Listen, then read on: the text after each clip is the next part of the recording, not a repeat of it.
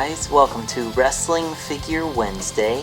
Today I will be reviewing the Mattel WWE Elite Series 37 Seth Rollins figure. This is Seth Rollins' very first Elite with his new look, and I was really excited to get it. I know a lot of people were really anxious. You could currently get it on ringsidecollectibles.com as well as amazon.com, and they have started appearing at Walmart, so start checking your Walmart stores. Although by the time you see this review, he'll probably be out other places as well. But I highly recommend picking it up already, as it is a really cool figure and it's an updated Rollins. But that being said, let's take a look at him fresh in the packaging.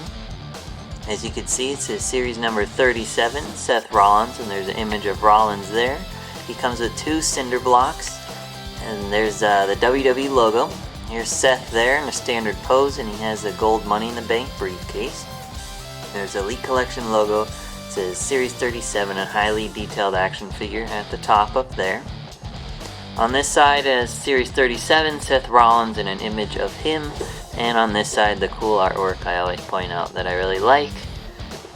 Then looking at the back of the box, there's a large image of Rollins, the Elite Collection logo. It says Seth Rollins, and it's based on his Hell in a Cell 2014 attire, even though he pretty much wore this attire a lot until recently. There's other info about him there. It says recreate the action of WWE.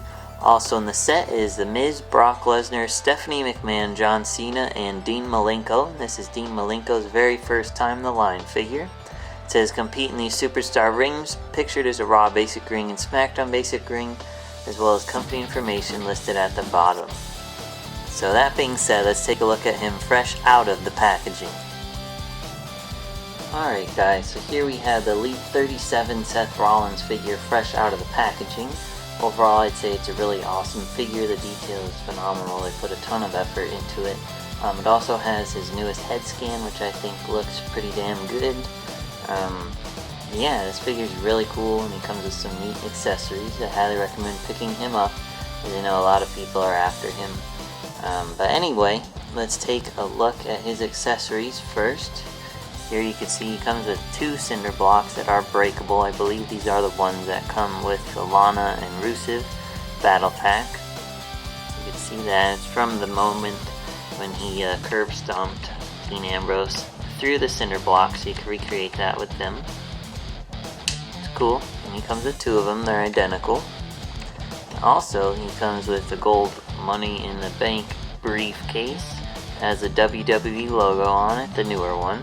And it has the Money in the Bank logo, and it's also got this logo on the back as well.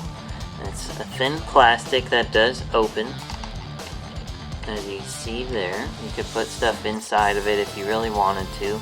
Not sure why you would, but if you want to, you could. And that's that accessory. It's really cool.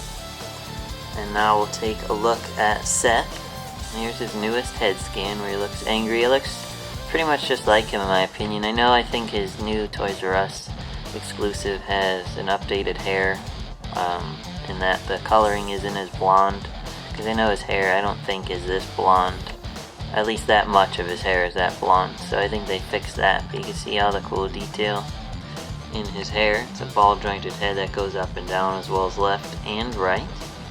And he's wearing his vest, which is a thin rubber, and all the muscle tone on it is engraved, which is cool. It's not just painted on. You could see that there. And it does fasten like other shirts on him.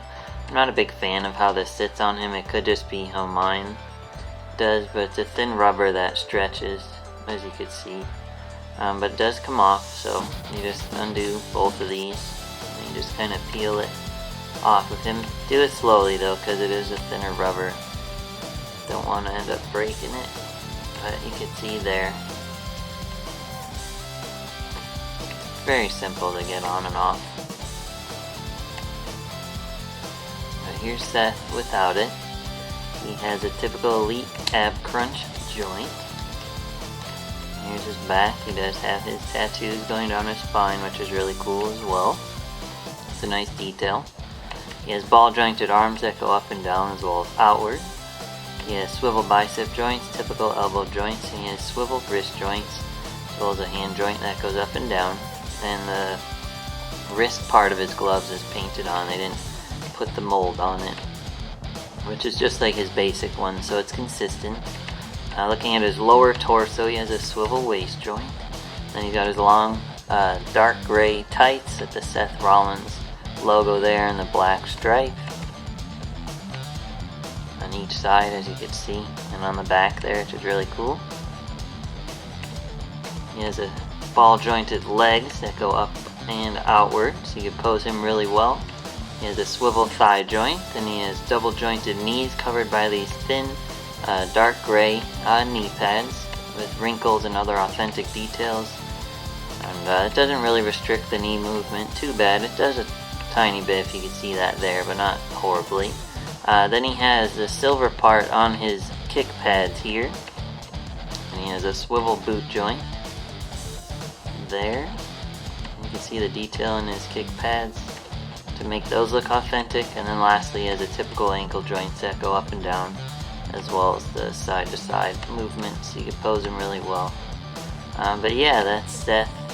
It's a really awesome figure. Highly recommend picking it up.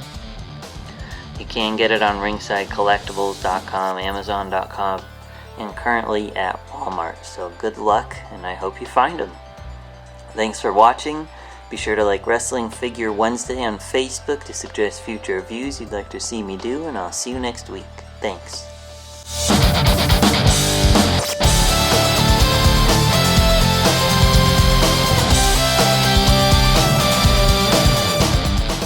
Like this video? Be sure to like, comment, and subscribe for more.